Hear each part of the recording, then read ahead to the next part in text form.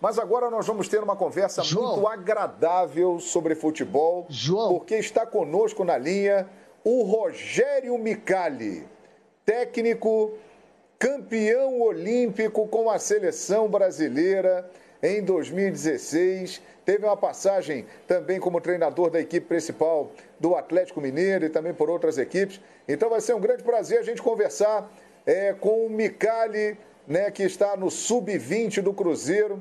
Uma satisfação muito grande conversar contigo e recebê-lo aqui no Expediente Futebol. Micali, tudo bem? Tudo bom, João? Boa noite a todos. É um prazer poder estar falando com você novamente. Legal, Micali. Micali, quando hoje, 4 anos depois, você para e pensa, né, naquela campanha do Rio 2016, quais são as suas lembranças? O que você destacaria daquele momento marcante? Foi a nossa primeira medalha de ouro no futebol. João, boas lembranças, né? Um momento importante, não só para mim pessoalmente, para minha carreira em si, mas para o nosso futebol de uma forma geral, né? A gente vê num momento muito difícil de pressão, de questionamentos em relação a tudo, né? E seria muito frustrante perder uma competição novamente dentro de casa. Então foi um momento muito intenso, onde muito trabalho ali junto com os jogadores, comissão técnica, e ganhar da forma até que nós ganhamos, né, dentro do Maracanã, que é um local que foi feito para a seleção brasileira também, né? Grandes, lá a Copa de 50, aí depois a Copa do Mundo, que nós não chegamos nem a jogar no Maracanã, e seria muito frustrante, como eu falei, perder, né, essa oportunidade de ganhar algo ali, algo que eu considero muito importante também, que era a primeira medalha. Então foi um momento marcante, só me traz boas recordações, e é uma coisa que fica gravado para sempre na memória da gente, né? Parabéns, sem dúvida alguma, é algo muito especial no currículo. Vou botar você para conversar com um companheiro seu de profissão, treinador também, com passagens importantes. O Renê Simões está com a gente hoje aqui no programa. Renê, por favor, conversa aí com o Micali. Primeiro, um prazer muito grande falar contigo, Micali. A gente que nos encontrávamos naquele churrasco lá em Belo Horizonte, né? Então, um prazer muito grande falar contigo e fazer um paralelo. Nós estamos falando há pouco do Ramon, né? O Ramon é colocado numa equipe e vai começar a disputar um campeonato amanhã sem ter feito um jogo amistoso sequer, um jogo internacional, nada, e vai. É como se estivesse na autoescola e agora, tá bom, vai dirigir, vamos ver o que acontece. E tudo vai cair em cima dele, esse contexto todo, né? E aí eu faço um paralelo, não sei se você vai concordar por questões de ética, mas eu vou fazer, né? Da sua passagem no Atlético, em que você tinha que se virar com tudo que você tinha. E agora o Atlético fazendo contratações milionárias para o treinador, um treinador que vem, que eu gosto muito, acho o Sampaoli um excelente treinador, mas que estão dando tudo para ele. E aí, quando pega um treinador que vem lá da base, como você, diz assim, vai com os garotos e resolve e querem os resultados grandes.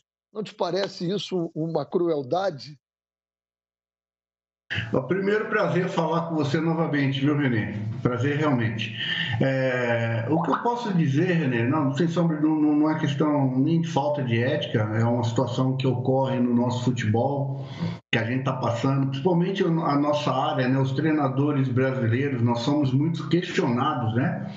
E demos motivo para isso. Eu acho que nós estacionamos durante um longo tempo na nossa carreira, e estacionamos por alguns motivos. Não existe um culpado só, não existe a gente direcionar para o culpado é o treinador, o culpado é fulano. Existe uma série de fatores que fizeram isso.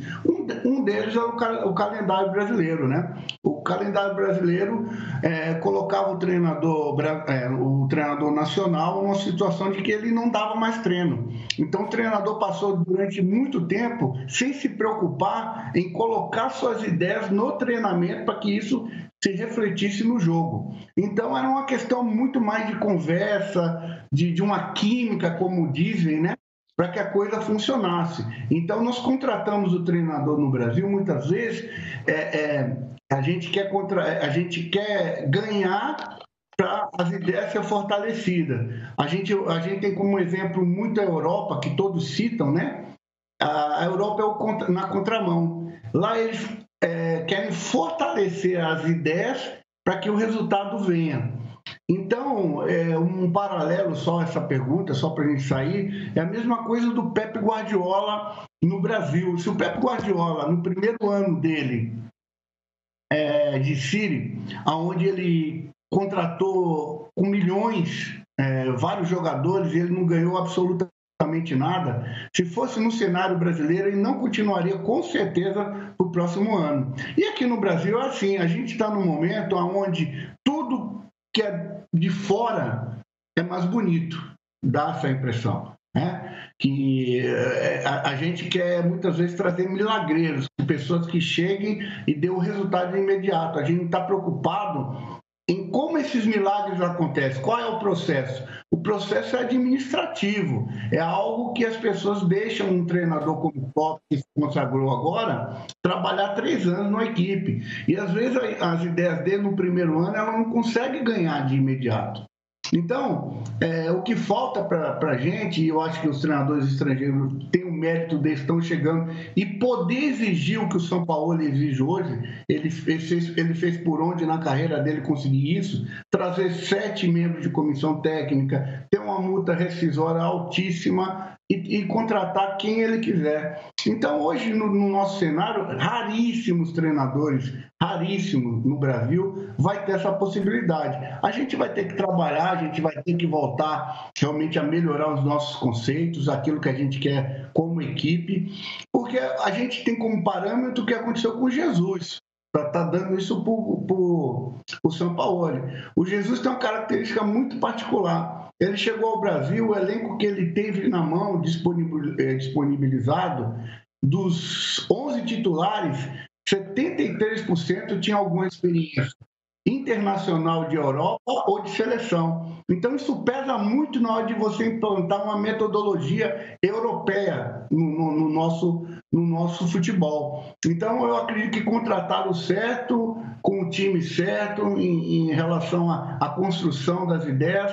Eu acho que o Brasil, a gente precisa de um treinador nosso voltar realmente. Eu fico muito preocupado, Renê, com o que está acontecendo com o Thiago já no Corinthians. Porque o Thiago, ele está mudando toda uma ideia de jogo de décadas, né? De uma década ou mais no Corinthians, e no Paulista ele já está balançando, alguns já quiseram até derrubá-lo, né? Então esse é o nosso cenário, né? Que possibilita o jogo ficar feio. E para uma melhoria do jogo a gente precisa fortalecer o processo e dar tempo ao treinador estabelecer as ideias que ele tem para o jogo, né? É isso aí, declaração importante, hein, do Rogério Micali, nosso técnico campeão olímpico Rio 2016. Leandro Quesada, fica à vontade, Quesada.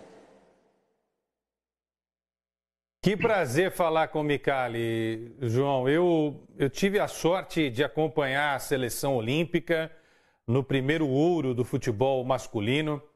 Micali fez um trabalho realmente extraordinário na seleção.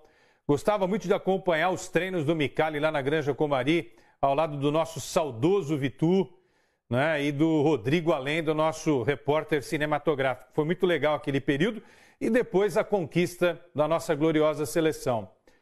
Ô, Micali, em qualquer lugar do mundo, o cara campeão olímpico teria muito mais oportunidades do que você teve nesses 4 anos. Parece que vencer no Brasil não é legal, né? As pessoas olham meio assim, meio que com nojo. Até hoje eu não entendi, Micali. Um abraço para você. Um abraço, Quesada. Um prazer falar contigo novamente. Realmente, eu acho assim que tem horas que eu olho, realmente me faltou mais oportunidade, sim. Eu esperava, eu estou sendo sincero com vocês, uma oportunidade melhor. Mas a seleção brasileira expõe tanta gente, né? E o momento que as coisas talvez não andem tão bem como eu falo muito em termos de expectativa, né? Qual é a expectativa que se cria para determinados trabalhos?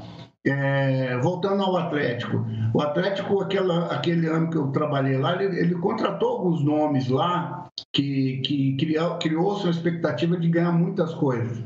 E mandou o Roger, que estava fazendo um brilhante trabalho, embora porque não estava bem nas 4 competições. Queria que estivesse nas 4.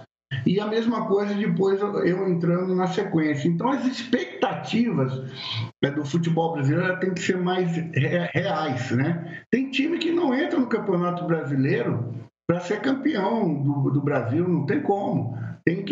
Aí você vai falar a verdade, o time vai chegar em 10º, o pau canta, né? Em termos não, já está entrando, já está pensando pequeno, mas não é nada disso, é falar a realidade.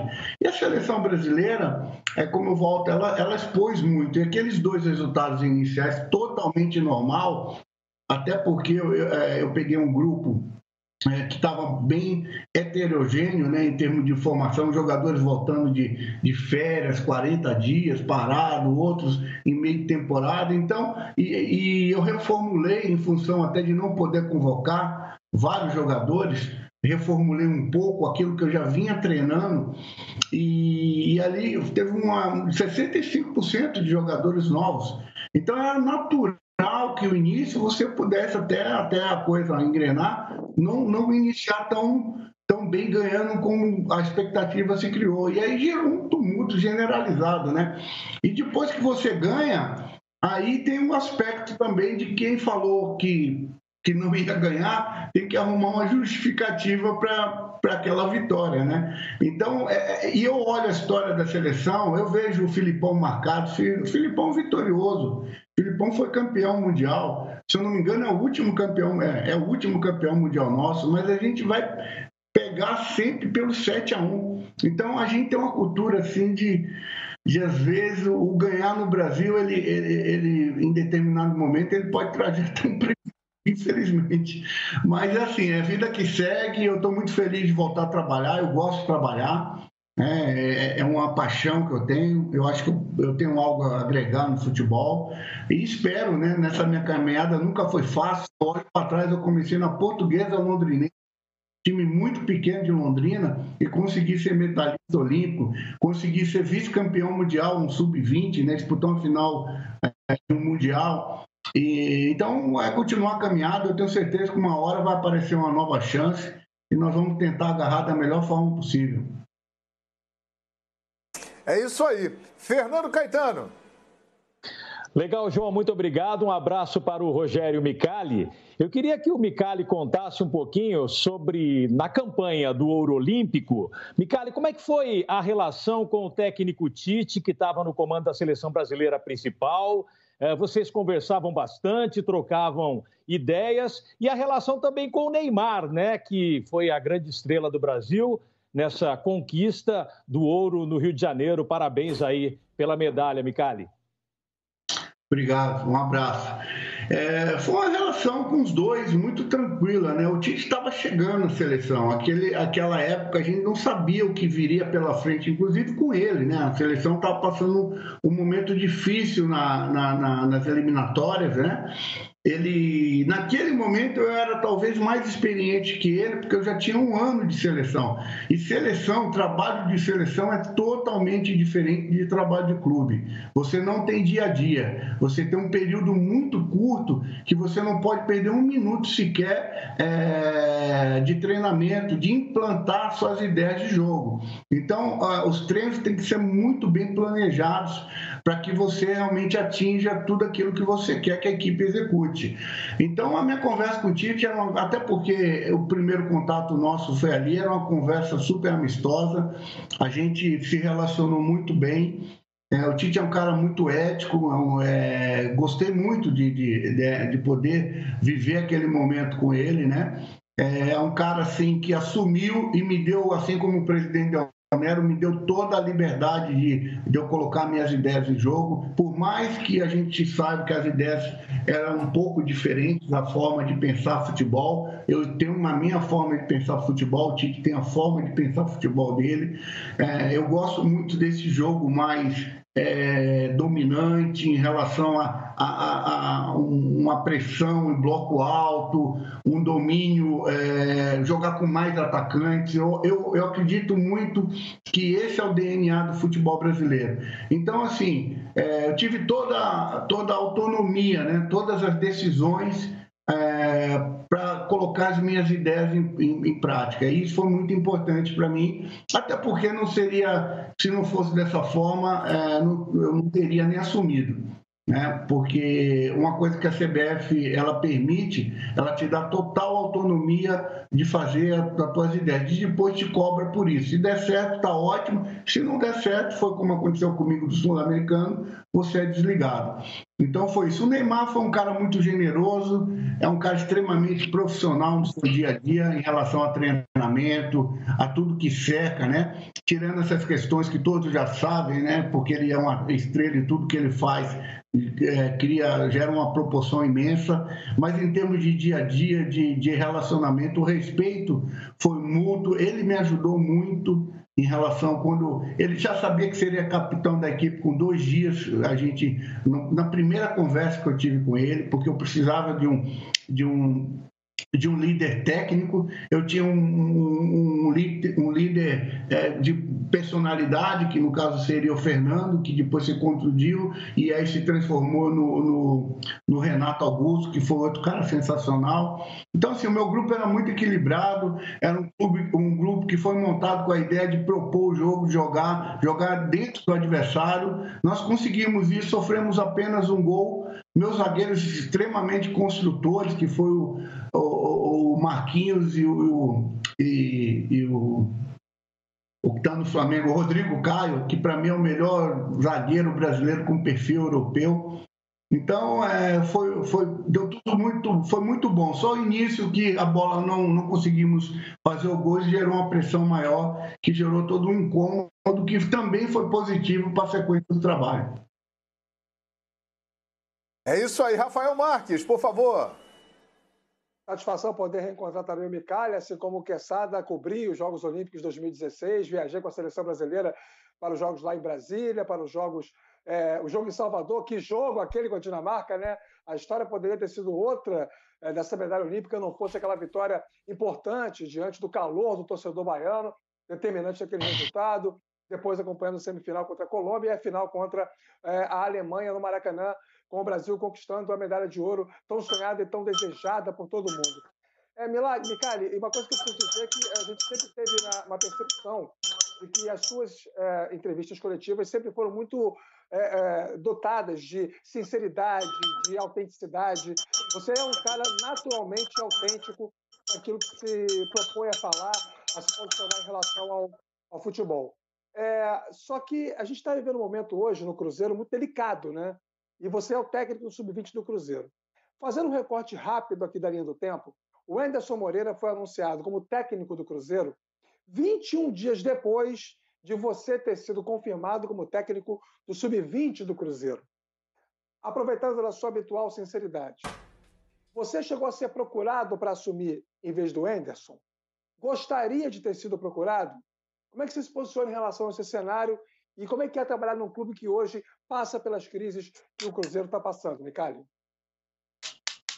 Prazer, Rafael. Olha, ser o mais sincero possível. O meu intuito ainda é ter uma oportunidade em um grande clube do Brasil em relação à equipe principal. O Cruzeiro, quando eu assumi o projeto, sim com a intenção de crescer dentro do clube, assim como eu cresci em todos os outros clubes que eu trabalhei, não foram muitos. Toda vez eu retornei. Foi assim no Atlético, trabalhei na base, depois assumi o principal, Figueirense, assumi o principal. Por quê? Quando acontece isso, é sinal que você deixou um legado, você deixou um bom trabalho nas pessoas que comandam o clube. Então, o Cruzeiro, eu estou chegando agora, era muito recente, eu tinha acabado de assumir o Sub-20, eu ainda não tenho, assim, talvez um domínio, inclusive, sobre até as peças da base mesmo. Eu trabalhei 15 dias. Então, eu achei também, eu acho foi precoce. Agora, dizer a você que eu não tenho essa vontade, eu estaria faltando com a verdade. Com certeza, estou no Cruzeiro e aonde eu estiver, é lógico, com ética, como eu sempre fui, sem passar por cima de ninguém, apenas fazendo o meu trabalho, assim como foi na Seleção Brasileira. Apenas fazendo o meu trabalho, através do meu trabalho, eu pretendo ter uma nova oportunidade, sendo no Cruzeiro ou em outro clube, que aí a gente não tem controle do nosso destino, né? Mas eu pretendo sim, é uma caminhada, eu acredito que é um reinício na minha vida, até porque eu esperei um ano, uma nova oportunidade, e as que apareceram não me atenderam às expectativas, e eu vi no Cruzeiro, por ser um gigante, por estar nesse momento de dificuldade, eu posso ser ajudado pelo Cruzeiro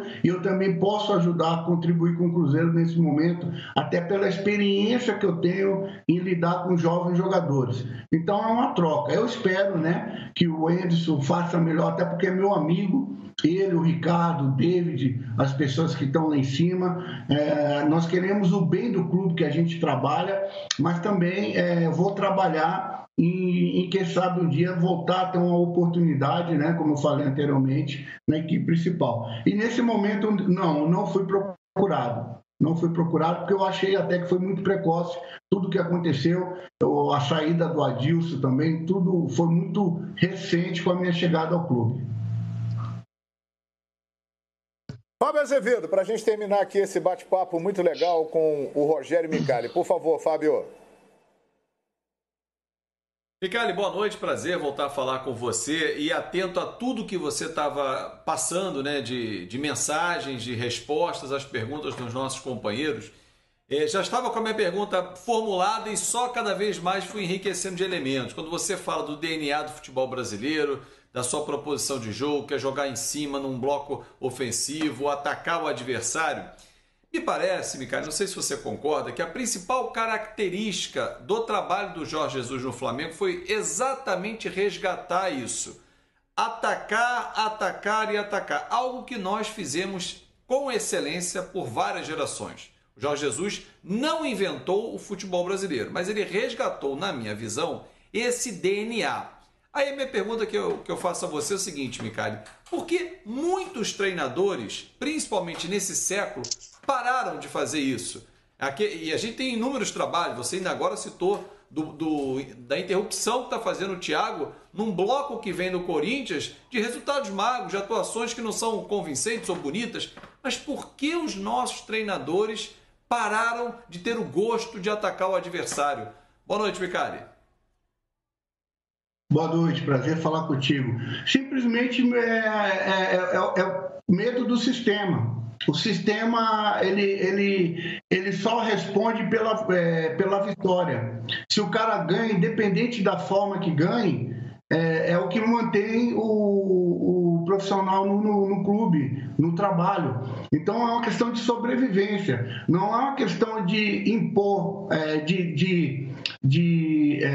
colocar suas ideias como essência, né? É uma questão de sobreviver no clube o máximo possível e gradativamente você vai dando uma pitada ou outra ali para poder colocando as ideias que você gosta e vencemos assim, né? Meu grande medo é isso, é quando se ganha coisas importantes com uma formatação de jogo que não é a nossa característica. Me preocupa quando ganha uma Alemanha, que a gente vê ali um trabalho, né, muito bem feito, mas foi criado uma escola para aquele trabalho surtir. Eu tive lá na Alemanha, eu tive na Espanha, eu tive em Portugal, conhecendo sobre metodologia de treinamento. E o que aconteceu na Alemanha foi uma mudança radical de rumo. E isso foi mais de 12 anos. Só que o brasileiro, nossa cultura, a gente quer os últimos 6 meses da Alemanha quando ela for campeã. A gente não quer passar pelo processo. O processo para a gente não interessa. Não interessa como, interessa o resultado final. E o que o Jesus trouxe, e com muita inteligência, aí voltando, eu tenho esses dados, né? que eu falei, o Jesus simplesmente montou no Flamengo uma equipe com DNA europeu, com a metodologia de treino comum na Europa. Só que aqueles jogadores que ele teve na mão, Mari, Rodrigo Caio, Rafinha, Felipe Luiz, o volante, o Arão, o outro que ele trouxe que estava no Roma, que era do Fluminense, Gerson. me fugiu. Gerson. Se você for olhar, todos esses caras viveram em algum momento da sua vida esse tipo de treinamento. Então, isso aí a gente chama de memória esportiva. Quando chega um treinador e dá esse estímulo, é como eu aqui no meu computador dou um Ctrl+C aqui, o computador vai me dar uma resposta. O Jorge Jesus, ele trouxe a metodologia dele, deu um Ctrl+C naqueles jogadores que já tinham vivenciado aquilo e a resposta foi rápida. Agora, se vocês lembrarem, ele caiu fora de uma Copa do Brasil para o Atlético Paranaense. Depois deu uma balançada e aplumou. Ele teve 1 mês de preparação da Copa América. Então, tudo isso também dá uma referência para ele executar a forma. E voltando ao futebol bonito que a gente quer ver, eu sempre nas minhas palestras, né, nas minhas aulas, eu digo assim, a seleção que talvez a gente mais... Eu chorei muito quando perdeu, foi a de 82. Eu era criança, me recordo, e é uma seleção que perdeu, mas todo brasileiro que viu aquela seleção sente saudade. A gente sente o peso de ter perdido, mas é uma seleção que nos encantou. O que isso fala para a gente, para nós que fazemos futebol? O futebol brasileiro tem um DNA, porque nós ganhamos em 94 e eu sei de muita gente que torce o nariz para o time de 94. Isso também tem que falar com a gente. Ou seja, o brasileiro, a nossa essência se vira para fazer. Aí cada treinador vai tentar buscar um meio de fazer. Ser competitivo, ganhar e jogar bonito. O Jesus conseguiu atrelar esses 3 princípios. Virou o cara do futebol brasileiro e principalmente num clube que também tem esse DNA, porque nós sabemos o Flamengo que era da década de 80. Então, tomara que isso seja o norte, né? E que a gente, é lógico que existe N maneiras de ganhar futebol, não existe só uma forma de se ganhar, existem formas até defensivas que são bonitas de ganhar, a gente não pode deixar de falar isso, mas nós brasileiros temos esse DNA, nós temos essa essência, nós queremos ver um bom jogo de futebol. Pena que os nossos dirigentes não proporcionam aos treinadores, não digo só a mim, a criar métodos, né? A criar situações, principalmente tempo de trabalho, para que as equipes se fortaleçam em termos de conceitos, de ideias de jogo, para que cada dia mais a gente veja um jogo bonito. Muito bom, Micali, grande abraço, muito obrigado aí pela sua participação. Pois não? Deixa eu só dar um pitaco aí. Alguém acredita que o Ramon, que está assumindo o Vasco, pela forma com que ele sempre jogou o futebol dele, ele não tenha essa vontade de ver o Vasco jogando exatamente como o Micali acabou de dizer? É óbvio que ele tem essa vontade. Agora, ele tem todas as condições que o Jorge Jesus, meu amigo Jorge Jesus, teve no Flamengo? Ainda não. Tomara que o Vasco dê, porque eu não tenho dúvida que o pensamento do Ramon, da forma como ele jogava futebol bonito, para frente, bem trabalhado, ele tem essa vontade. Agora, o contexto para ele não é o mesmo que teve o Jorge Jesus, como o Rogério Micali falou ali. Só colocando só mais um dadinho para vocês, só mais um dado. É diferente você pegar e dar o estímulo de trabalho para alguém que já vivenciou, que é o caso do Jorge Jesus, tem a memória esportiva, do que você pegar uma equipe que a pessoa não teve ainda esse estímulo. A demanda de tempo para você fazer aquele treino surtir o efeito, ela é muito maior. Então, por isso que a gente pede tempo. Não é por nada. O tempo é só para maturar a ideia do treinador. É só esse complemento que eu queria. Tá bom, Micali, um abraço, muito obrigado pela participação aqui e que você atinja aí as suas metas, os seus objetivos. Bom trabalho aí no Cruzeiro. Um abração, Micali. Obrigado, Ju. Foi um prazer falar com você novamente. Bom programa aí.